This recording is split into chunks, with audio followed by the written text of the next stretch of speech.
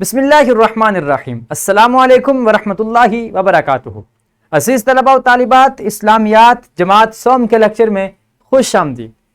پیارے بچوں، آج ہم جماعت سوم کا یونٹ نمبر 3.1 جو کہ حضرت محمد رسول اللہ خاتم النبیین صلی اللہ علیہ وآلہ آلہ وصحبہ وسلم کی حیات طیبہ کے بارے میں ہے، اس میں قبل از بعثت کے حالات و واقعات پڑھ رہے ہیں اور آج اس کا چوتھا یعنی کہ آخری لیکچر ہے۔ آئیے دیکھتے ہیں آج کے سبق کا حاصل تعلم۔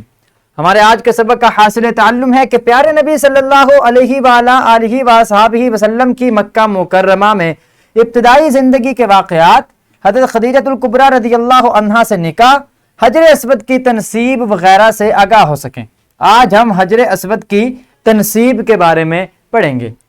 عزیز طلباء و طالبات، سب سے پہلے آپ بچوں کے لیے دہرائی کے چند سوالات ہیں، اور ان سوالات کو شامل کرنے کا مقصد یہ ہے کہ جو گزشتہ لیکچر آپ نے پڑھا اس حوالے سے جان سکیں کہ آپ بچوں نے اس کی کس انداز میں تیاری کی ہے۔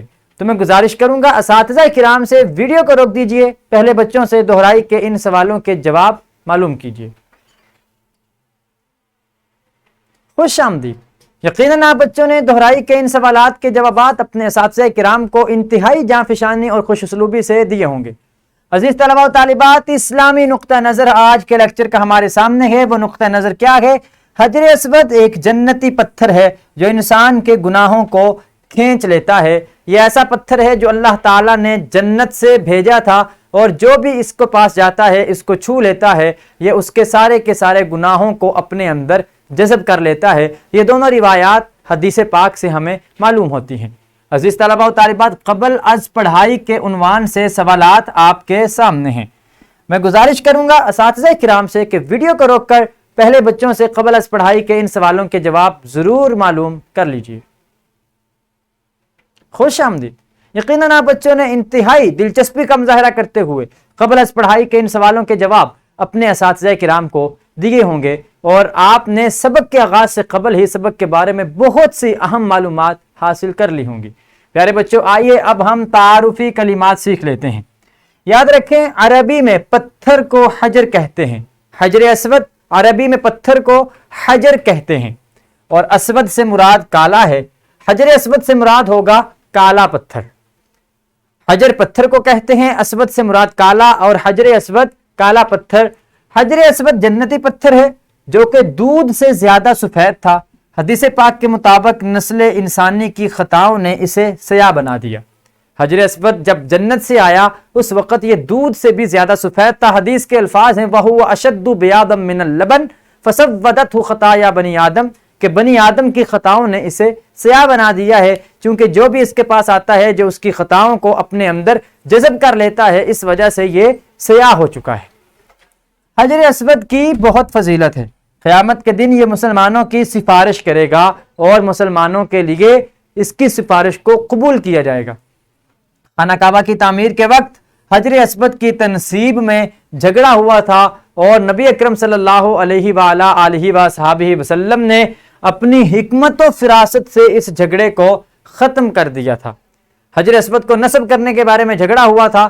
آپ صلی اللہ علیہ وآلہ آلہ وصحبہ وسلم نے اس جھگڑے کا خاتمہ یوں کیا۔ اصل میں جھگڑا اس بات پہ ہوا تھا کہ سارے قریش کے سردار چاہتے تھے کہ ہم اس سعادت کو حاصل کریں کہ ہمارے قبیلے کا نام آئے کہ اس نے حجر اسود کو اس کی جگہ پہ رکھا ہے، لیکن نبی اکرم صلی اللہ علیہ وآلہ آلہ وصحبہ وسلم جب تشریف لائے تو آپ نے ایسا فیصلہ کیا، ایسی حکمت اور فراست کا اظہار کیا کہ جس کی وجہ سے سارے عرب کے قبیلے اس سعادت میں شامل ہو گئے۔ آپ صلی اللہ علیہ وآلہ آلہ وصحبہ وسلم نے اپنی چادر کو بچھا دی، حجر اسود کو اٹھا کر چادر پہ رکھا، اور پھر تمام قبائل کے سرداران سے فرمایا کہ چادر کے کونوں کو اٹھا لیا جائے۔ انہوں نے چادر کو اٹھایا، اور چادر کو اٹھا کر جہاں پہ حجر اسود کو نصب کرنا تھا وہاں تک لے گئے۔ حضور اکرم صلی اللہ علیہ وسلم نے اپنے ہاتھوں سے حجر اسود کو دیوار میں لگا دیا۔ یوں تمام کے تمام قبائل اس سعادت میں شریک ہو گئے، اور بڑی خوش اسلوبی سے اس جھگڑے کا خاتمہ ہو گیا۔ پیارے بچوں، یہ تھی چند تعارفی کلمات جو آج کے سبق میں ہم نے سیکھے ہیں۔ اب آپ کے سامنے حجر اسود کی تنصیب کے بارے میں یہ ایک پورا واقعہ ہے جو آپ بچوں نے خود سے پڑھنا ہے، میں گزارش کروں گا اساتذہ کرام سے کہ ویڈیو کو روک دیجئے، پہلے بچوں سے سبق کے ان اقتباسات کی بلند آواز میں درست تلفظ اور روانی کا خیال رکھتے ہوئے خوانی کروا لیجئے، تاکہ بچوں کے اندر پڑھنے کی اور ریڈنگ کی اور مطالعے کی اور خوانی کرنے کی یہ شوق بھی پیدا ہو سکے اور اس کے اندر درستی بھی ہو سکے۔ تو ویڈیو کو روک کر پہلے بچوں سے ان اقتباسات کی بلند آواز میں خوانی کا اہتمام کروا لیجئے۔ خوش آمدید۔ یقیناً آپ بچوں نے سبق کے ان اقتباسات کو پڑھنے کے بعد حجر اسود اور نبی اکرم صلی اللہ علیہ وآلہ وصحبہ وسلم کے فراست والے فیصلے کے بارے میں جان لیا ہوگا۔ آئیے اب ہم سرگرمی کر لیتے ہیں۔ آپ بچوں کے لیے ایکٹیویٹی ہے کہ خانہ کعبہ کی اونچائی، دیواروں کی چوڑائی، دروازے اور دیگر معلومات تلاش کریں اور کاپی پر تحریر کریں کہ خانہ کعبہ کی دیواروں کی چوڑائی کتنی ہے، خانہ کعبہ کی اونچائی کتنی ہے، لمبائی کتنی ہے، اور اس کے اوپر جو غلاف آتا ہے وہ کہاں سے تیار کیا جاتا ہے۔ اس طرح دیگر معلومات آپ نے تلاش کرنی ہے، اپنی اپنی کاپیوں پہ تحریر کرنی ہے۔ اساتذہ کرام سے گزارش کروں گا کہ وہ بچوں کی رہنمائی کریں اور بچوں کو اپنی زیر نگرانی رہنمائی کرتے ہوئے ان چیزوں کے بارے میں آگاہی فراہم کریں۔ عزیز طلباء و طالبات، اب آپ بچوں کے لیے گھر کا کام ہے کہ حجر اسود سے متعلق حدیث والدین کی مدد سے تلاش کریں اور عربی متن مع ترجمہ تحریر کریں، حدیث کا مکمل حوالہ بھی درج کریں۔